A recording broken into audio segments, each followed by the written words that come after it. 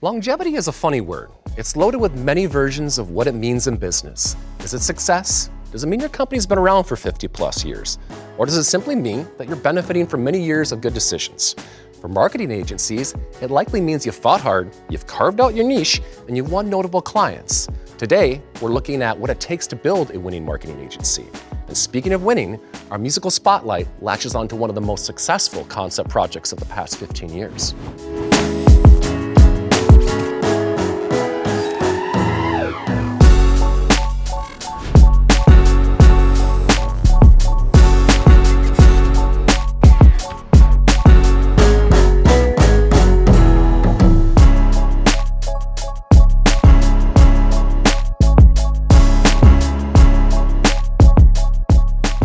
Welcome back to On the Record. It's been a lot of talk about data, a lot of talk about AI. We bring you, Ryan Kulka, to the stage to maybe take a little bit of a step away from that for a moment, although I'm sure it'll find itself to us. So I stole your name.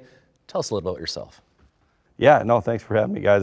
I've watched the podcast. It's awesome. I love the format, tying music and marketing together. I mean, that's my life. So hopefully I can add something to the conversation today. In terms of myself, I started my own digital and social media marketing agency back late 2023. 2013. Yeah, correct yourself. Yeah. So it's been a decade plus of just, pounding the pavement, working with different clients. Coming out of COVID, we really carved this e-commerce niche. So 90% of our clients are small and medium-sized e-commerce brands that are just trying to grow and break that ceiling and get to the next level.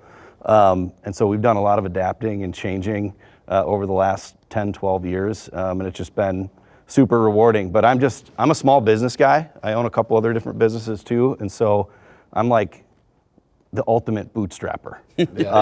So that's going to sit well with our audience. So you're perfect in that regard. So yeah. Before we hear all about your experience and learn from some of that unique perspectives you provide, we'd like to introduce our musical influence. That is all fed from this idea of building a marketing agency with staying power. Clearly, almost 12 years in the game, you've done such a thing. Our audience is eager to hear about that. Also, this radical record that he led us to, Animal Collective. Absolutely. Merriweather Post Pavilion. Merriweather Post Pavilion. I knew I was going to screw it up on camera. We're going to leave the flub in. That's all right. It's as radical as this album artwork design. It's colorful. It's eclectic. Yes. And it's experimental, and it's this synth-washed version of pop music that's really interesting, but it does have a tie back to brands with staying power, agencies with staying power, and would you please take us through us a little bit? Yeah, absolutely. I mean, Animal Collective, this wasn't their first record, right? They started in 2001. This record was 2014, 2015? I think, yeah. So, and if I'm incorrect, then so be it. But 2008, I believe, actually. Was it 2008? Or 2009. It sold a couple 100,000 units by 2012, so it had been out for a couple of years prior. Okay. So this was coming off, like when they came out, they were really much like an odd folk band, right? There was you could hear the instrumentation, it was acoustic, but it was kind of like freak folk, right? Yeah. And so it always stood out, and they definitely drew a crowd and a certain brand for that aesthetic. If I could just leave my body for the night.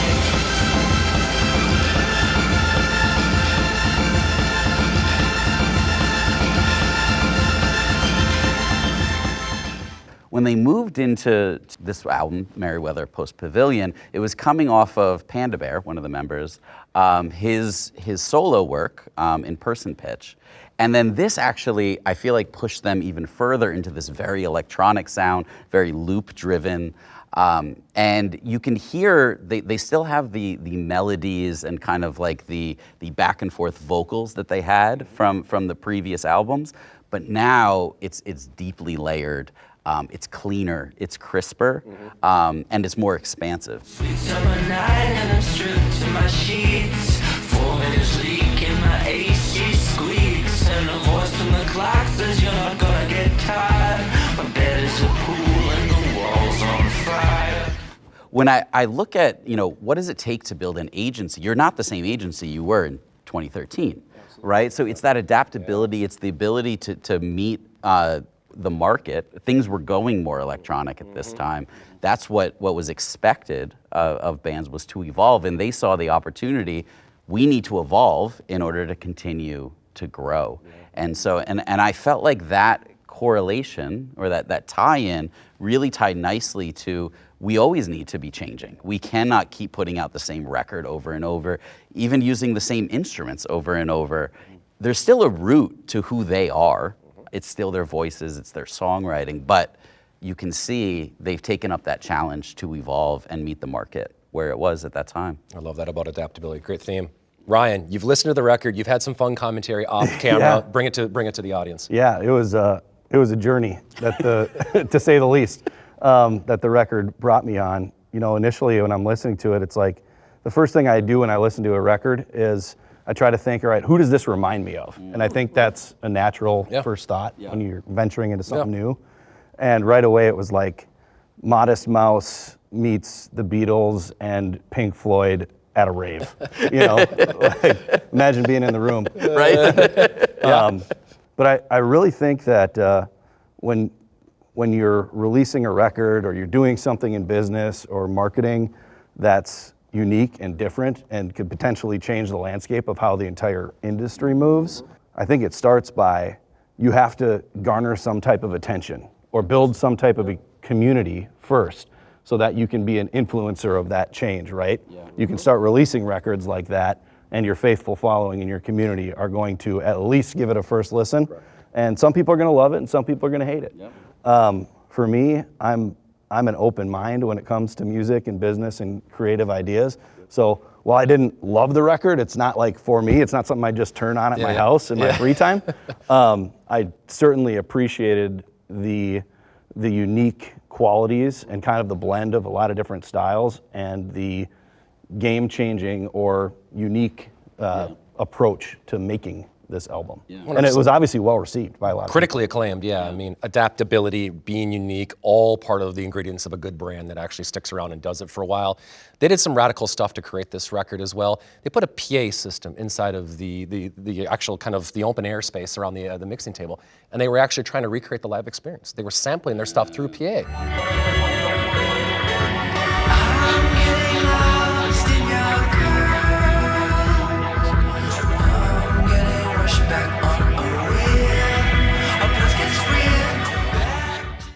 They go to the southern part of the country, into Mississippi, into a very secluded, home-like experience that just happens to have a Neve console, which is one of the preeminent ones, just plopped down the middle. They, as band members, worked around it. No cell phones, no computers. Total privacy. They wanted anonymity as well, so they went somewhere where they wouldn't be recognized as well to create something that was wildly cohesive, and I give this record credit for doing so. No matter their mission or your feelings about it, they achieved what they wanted to, right? It was this really, synth wash stuff, as I mentioned off the top, but done so really intelligently.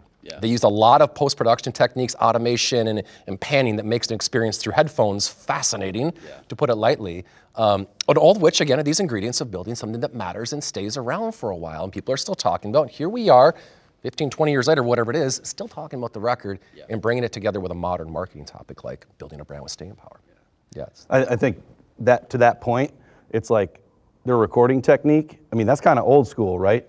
When Leonard Skinner is recording an album, everybody was playing at the same time in the same room. Correct. And you're running tape and you're getting it down. So I feel like with that method, they were kind of trying to work off the basis of the old while doing something new.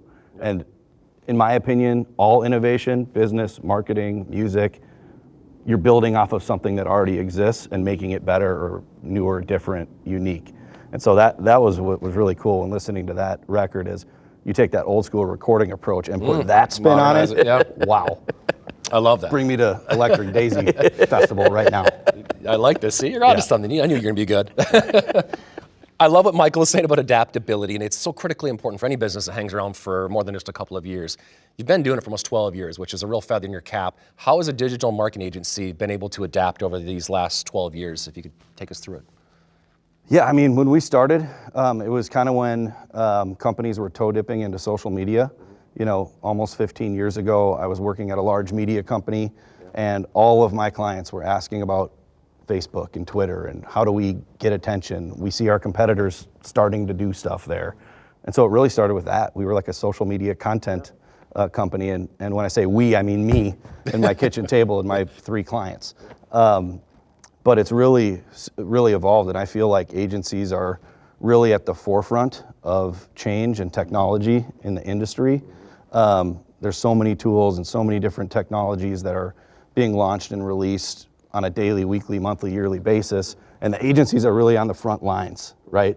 We're getting all the calls from the tech companies and the MarTech and all that stuff, and our clients rely on us to be kind of that filter for them, keep them on the cutting edge, roll out tools in their campaigns that are going to ultimately make them successful, because what I've learned is the clients care about results and about the relationship, right? They don't care how you get there. Right. They just want to get there. And so it's our job as the agency over the last 12 years to really roll with the times and adapt. Now, probably 30% of what we do is social content, and the other 70% is creating effective e-commerce and digital marketing campaigns to drive sales. I love that. That's a fun story. We're going to talk a lot more about it. Michael, you've employed marketing agencies of all shapes, size, and colors. You've been close to them. What do you think for those that you've partnered with and have continued to win with, and maybe you're still working with them today, have achieved that others have not? Yeah, well, you hire an agency because you don't have the capabilities in-house, True. right? And you stick with the agency because they bring you something unique, hopefully results, but also perspective, right? Because they're the consultant in that area that, I'm spending 10% of my time over there trying to just understand, are we headed in the right direction? But an agency, they're spending full time in the area that they specialize in across multiple clients. And I think that's the advantage is we get the insights from our business, which we can use. But an agency, you're seeing how many, right? 10, 15, 20 different companies and their performance across what's working for one. Will it work for another? Well, maybe we should try it. And I think it's those insights that are unique, that the agencies sit in this kind of unique pocket where we're relying them as companies for those insights. The ones that win are the ones that are bringing the winning insights back and ultimately results. I love that. No. Ryan, I mean, it's so much of doing work across multiple clients requires things, repeatable processes, things you can do at scale. How do you guys go about that? Is it a blueprint that you try to apply to most customers? Is everything bespoke and custom tailored to the unique needs of a client? How do you do it? It's a blend. We created a process that remains the same for all of our clients. So I don't care if you're a company that's been in business for 20 years or if you just started last year, you are going to go through our process. We call it the ignition boom process. And everybody goes through that process, and it has been developed by us over the last 10 years to make sure that none of the key important pieces of the puzzle are going to be missed. So we're talking target markets, we're looking at your website, we're putting together your creative plan, your social media marketing plan, SEO, and then your digital marketing plan, right? Each of these are kind of phases in our process. But then from there, the results that come out of those phases and the research that's done and where should you spend dollars, what channel should you market on, that all becomes completely different and customized. But the key for us at least, in being successful and staying around is not learning on a client's dime, right? So for us, we need to come with that knowledge already and make a severely educated guess so that we're doing, we're measuring twice and cutting once. Before we're ever spending media dollars on a campaign, we have a 90% likelihood or at least idea in our head that this is going to be a sound strategy. And then guess what? 2 weeks later, we're already adapting things. So the process is the same. The execution is always different. Oh, very interesting. Michael, undoubtedly there's some agency owners listening to this right now. Yeah. When you're vetting someone like Ryan or coming to you, what are some of the key questions you're asking of those agencies perhaps? I mean, you're looking at their experience with our problem, right? Yeah. So have they worked in SaaS? Have they worked with a similar, it doesn't have to be the exact, but we're looking at, can you provide quickly an outsized return on this relationship? Because we're also considering, do we need to hire someone internally, right? So there's lots of ways to solve the problem, and agencies are one. So if they have a unique perspective on the market, if they have worked in a similar area and have seen outsized gain, well, now we're intrigued, right? So we're looking for wins, I think, first. And then it's not even just the client list. It's when you speak with them, I mean, are you learning, right? So like, if in a 30-minute conversation I can pick up a little tidbit, now I'm intrigued. Yeah. If I'm hearing a lot of what I've already known, well then, what's the reason to spend the budget? Yeah. And so I think what we're looking for is that unique insight, and how can you as an agency owner prove that you've got it quickly? Yeah, no, it makes a ton of sense. Ryan, we've spent a great deal of time talking about data this season, and it's sometimes about democratizing big data, making it accessible for smaller business and such. What do clients care most about? I mean, it's the almighty dollar, of course, but what are some of the things you're keeping your team accountable to in these client relationships? Yep. It's a great question. That's another thing that's constantly evolving. But for us, we're the type of agency, because we are so e-commerce focused, 90% of our clients sit there, return on ad spend. Yeah, I mean, ROAS, okay. It's ROAS. Yeah. That's what we really report to. I mean, we're not that agency that's showing you how many impressions and clicks you've gotten. It's all about the ROAS. Like I said before, the client doesn't care how you get there, as long as you get there. But on the other side of data, it's how do you achieve that optimal ROAS or give it the best shot? You need to use a lot of data to get there, right? So we try to turn our clients' websites into like online conversion tools and not just online business cards, right? Yeah. We can get a lot of data from when somebody purchases a product from a given customer's or client's website. So it's using that data and turning their website into a tool to attract more of those types of people. I'm kind of curious about Please that, jump in, yeah. that 2000, like the 2020 era, right? When you said you started in 2013, 7 years in, you guys identified e-com as what you wanted to double down on. What were you seeing? Why was that the adaptive decision to be made? Sometimes the decisions are made for you. And I don't want to pretend like we did anything smart or like our geniuses or anything, but it was literally when COVID was happening, a lot of these companies, advertisers, could be brick and mortar or otherwise, they were all prioritizing their online presence and their website, right? And marketing budgets went from here to almost nothing for about a year, year plus. And so we were forced to make a decision, and we thought, I think the best decision we can make is to try to help businesses through this tough time. So we put some social media content out there and said, hey, if you're a business that sells any product to a consumer and you do not have an e-commerce site yet, message me and we'll build you one for free. Oh, nice. So I think in a year we built over 20 e-commerce sites varying in sizes. We did it all for free. We just wanted to establish that relationship with potential new clients. And then when marketing budgets turned back on, who got the spend? Yeah. We did. But it wasn't, that's not what we were after. Like I had PPP money and I was trying to keep my people employed and have them working on something while still helping the business community. And so coming out of that, we just had a ton of e-commerce clients. Okay. So it was like bred out of necessity. Sometimes the best idea is to come out of it in that way. Out of the 20, how many converted into customers? Do you have a record? All. No kidding. All. Wow. That's awesome. We talk about loss leaders, and our friend Stacey Daly is often twinning that, but like that's incredible that rate of return is. And 4 years later, I would say 80% of them are still clients. Wow. No kidding. Yeah. It's crazy. That's the power of giving back too, and It certainly is, yeah. If anything good came out of the COVID time, it was we all banded together, right? Yeah. The lines between competitors and the competitive nature of business were blurred during that time. True. Yeah. And so that was a really big win for us and for the clients that took advantage of it. right. It's fascinating. We've been talking about personalization loosely, Ryan, throughout the day, and we will continue out through all the episodes. You're running a lot of campaigns. Are you guys able to achieve scale and personalization with a lot of campaigns you're doing? And if so, how? And maybe the results that followed. Yeah, it goes back to our process. First step in our process is identify personas and target markets, right? And that drives the creative. So, to me, there's three aspects of a campaign. It's who are you trying to reach and why should they care about you? Develop messaging around that and creative around that. Then structure the technical aspects of a campaign and choose the right channels and budgets correctly. And then build the right mousetrap, right? If you can do all three of those things in tandem, there's your process.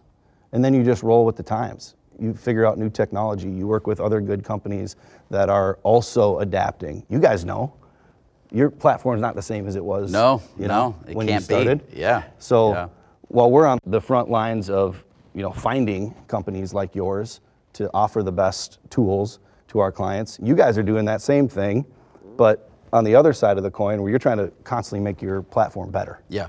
Right? Yeah. And so if we get in bed with you guys and you guys are always making your stuff better, we win by default. What if your next campaign didn't just get more leads, it got better leads? With lead enrichment from Leadpages, you don't just collect contacts, you unlock over 40 powerful data insights, like job titles, company size, and industry, automatically. So you can personalize your marketing, qualify faster, and close more deals. Start marketing smarter and converting more with Leadpages. Maybe you could talk just briefly, Michael, about the transformation to better serve individuals like Ryan. Yeah, I mean, agencies leverage Leadpages a lot. And you can see why, right? You're working on conversion campaigns. The landing page is the other half of that conversion campaign. So what we're really leaning into is the data side. So, we've been a landing page builder historically. We are now looking at how do we actually be a conversion rate optimization tool, right? So how do we give your agency, even your clients, the insights about who they're acquiring, who's visiting their campaigns, who's converting, what do they look like? How do you build a persona for a customer, not just based on who you want to attract, but who is actually showing up to check out your solution? And so that's really where we're seeing the platform evolve from just being the form that collects the lead information to something that actually helps you inform what decisions should be made after collection. I think that's the logical next move in certainly your guys' space. Yeah. But for us to be able to leverage tools like that is, what experience does somebody have when they hit your site? And why is your experience the same as mine, as yours? Because we're all three different people. Yep. So how can these sites or landing pages adapt and know who's visiting and give them the experience they want, which might be different than what I want. Yep. Yeah, no, absolutely. 100%. Yeah. Before we conclude today's discussion, I want to get back to brand, because I think what you've did so well, and where many agencies go wrong, is that they try to solve problems for everybody when inherently there's no ability to do so. You own who you are. You go to your .com experience, your messaging position is crystal clear. You're here for e-com, you're here to run performance-driven campaigns, and there's no doubt at what you do. It took a little bit to adapt to that, but could you tell me why that's a winning strategy as opposed to maybe a very wide, cast of the net, if you will? The riches are in the niches. Oh, we've all heard it. There it is. And actually, it's my goal in the coming years to actually niche down even further. Wow. Every business, when they start, they want to be all things to all people, Yeah. right? Because you need to make money. You need to bring in revenue.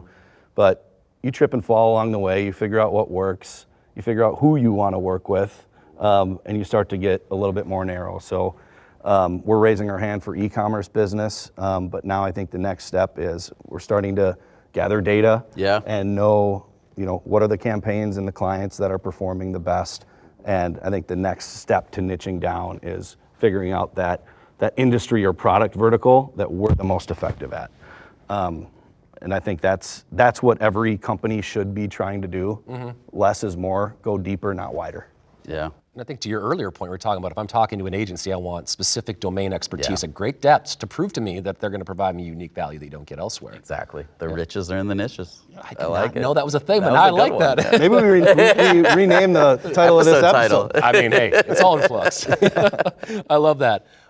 Let's just go around the horn and some final thoughts here. I'd like to talk, Ryan, from your perspective, for those that are running agencies today or those of which are thinking about starting an agency, what's one piece of advice that you would give them that you've benefited from 12 years of experience? Bootstrap it. Bootstrap it, okay. Yep. Take $1 and turn it into 10. Don't take $1 million and turn it into 10 million, right?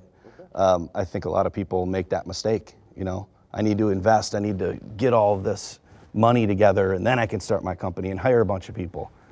Like I said, I'm the king of bootstrapping. I did it with this company that's on my shirt. I did it with my agency. Be smart, align yourself with the right tech and tools, but start small and grow it organically. There have been 3 to 5 things in the last 10 years that could have completely put me out of business if I wasn't growing in a smart way. I love that. For someone who hires agencies and does so regularly, what are some things you would leave agency founders with, or maybe aspiring agency owners? Yeah, well, what I love about your story is, building 20 sites for free and then having those 20 become clients. And what you did was you built expertise, right? So you were building the sites, you had the insights from them. Then you had proof points for the next client that comes around. Well, we've built these 20 sites. They don't need to know that you built them for free, right? But we've helped these 20 businesses along the way. We've gathered insights for what's working and what's not. Now we can then go apply it to you. And I think that's so powerful that we all want to start and land the big contract right off the bat, but you really do need experience and expertise if you want to provide outsized value. And so I love that about your story.